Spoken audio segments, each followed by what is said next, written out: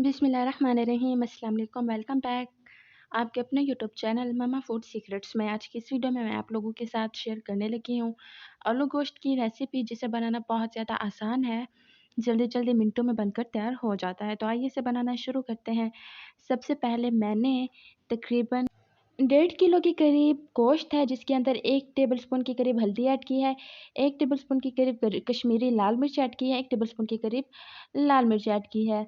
और उसके बाद इसके अंदर मैंने 1 टीस्पून के करीब नमक ऐड कर देना है। नमक ऐड करने के बाद प्याज ऐड किया, उसके बाद टमाटर ऐड कर देने हैं।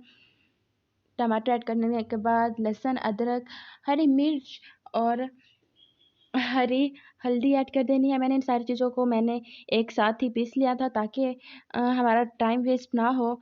और मैंने इसे चूल्हे पे चढ़ा दिया, कोई पानी वगैरह कुछ नहीं ऐड किया, ये गोश्त का अपना खुद का पानी है। अब मैंने इसके अंदर चम्मच हिला लेना, चम्मच से इसे मिक्स कर लेना है, ताकि ये नीचे ना लगे।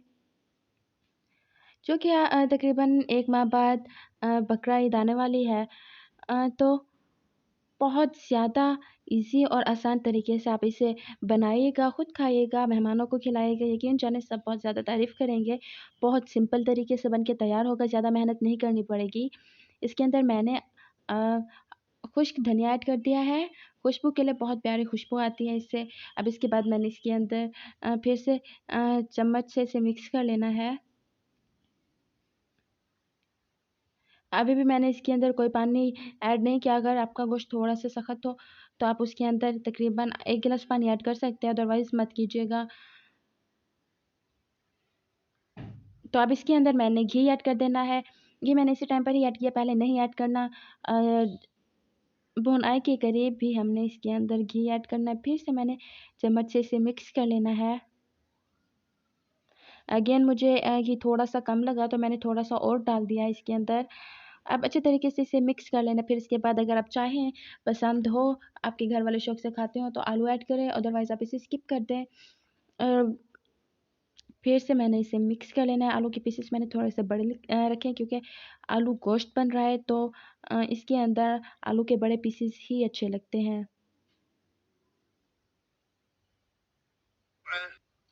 अ, यहाँ पर आप देख सकते हैं कि यहाँ पर भुनाई तकरीबन हो चुकी है, लेकिन मैं इसे थोड़ा-सा मज़ीद भून लूँगी, ताकि इसका जो टेस्ट है काफ़ी हद तक इंक्रीज़ हो जाए।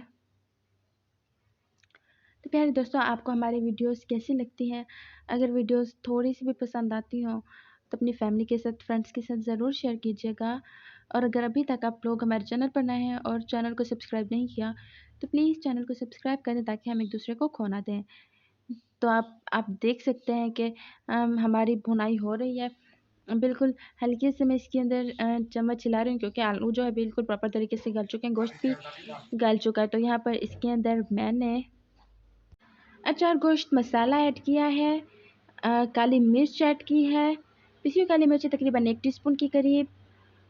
और फिर उसके बाद मैंने अगेन इसके अंदर कौरमा मसाला ऐड किया थोड़ा-सा, और मैंने इसे चम्मच से अच्छे तरीके से मिक्स कर लेना है, ताकि जो खुशबू है वो बहुत खूबसूरत और प्यारी सी आए। चम्मच से इसे मिक्स करने के बाद, चूँकि ईद का दिन होता है, बहुत ज़्यादा काम करने होते हैं, कोई एक चीज़ खाने की चीज़ तो पकती नहीं। शामी कबाब बन रहे होते हैं, बिरयानी बन रही होती है, गोश्त बन रहा होता है, कलेजी बन रही होती है। तो टाइम बहुत कम होता है, बहुत ज़्यादा टाइम कम होने की वजह से हम प्रॉपर तरीके से सारी चीज़ों को टाइम नहीं दे सकते। किचन में हमारा सारा टाइम वेस्ट हो जाता है, और हम इंजॉय नहीं कर सकते। अगर आप इस तरीके से बनाएँगे, बिल्कुल जल्दी-जल्दी बन के तैयार हो जाएगा। पहले इसे सारी चीज़ें ऐड करके हमने चूल्हे पे चढ़ा देना, फिर कुछ टाइम बाद चम्मच से इसे मिक्स करते रहना है। और फिर इसकी तकरीबन हमने 10 मिनट भुनाई करनी है। भुनाई करने के बाद हमने इसके अंदर, अगर आप चाहें तो पानी ऐड करें, अगर नहीं चाहते, आपको नहीं पसंद, तो आप ऐड ना करें। साफ ज़ाहिर है, नान के साथ, चपाती के साथ हम इसे खाते हैं, तो थोड़ा-सा इसके अंदर जो ग्रेवी है वो हमें रखनी चाहिए। तब मैंने इसे बिल्कुल कवर कर देना है। एक उबाल के बाद ये कुछ इस तरीके से तैयार हो चुका है। तो अब मैंने चम्मच की मदद से इसे बाहर निकाल लेना है। अब देखिए इसका लुक कितना खूबसूरत लग रहा है। चम्मच की मदद से मैं इसे बाहर निकाल लूँगी, और फिर आप गरम नान के साथ या फिर चपाती के साथ इसे सर्व करें। आप पुलाव के ऊपर भी इसे सर्व कर सकते हैं। तो जी इसका लुक देखें कितना ज़्यादा खूबसूरत आ रहा है। सो गाइज़ आज की वीडियो कैसी लगी? वीडियो थोड़ी सी भी पसंद आई हो ना तो फैमिली के साथ, फ्रेंड्स के साथ ज़रूर शेयर कीजिएगा।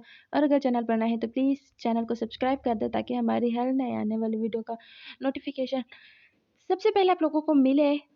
तो जी हमें दीजिए इजाज़त, बहुत जल्द मिलेंगी एक नई वीडियो के साथ। तब तक अपना ख्याल रखिएगा, दुआओं में याद रखिएगा। खुदा हाफिज़।